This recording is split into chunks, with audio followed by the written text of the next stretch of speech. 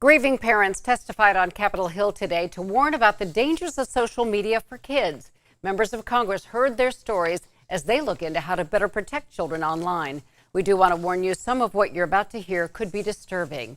News Center 7's Samantha Manning joins us from D.C. It was June of 2020, a night this mother of two says seemed like a typical one for their family when tragedy suddenly struck.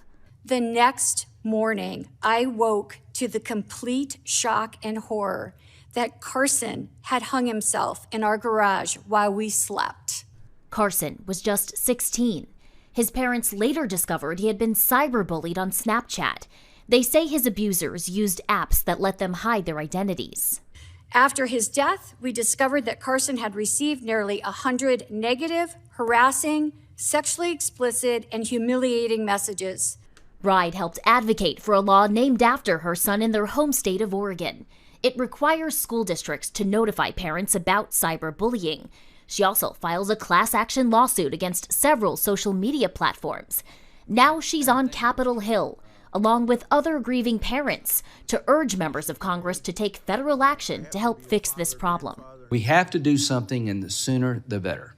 This is not a partisan issue. It's an issue that keeps parents and children up at night.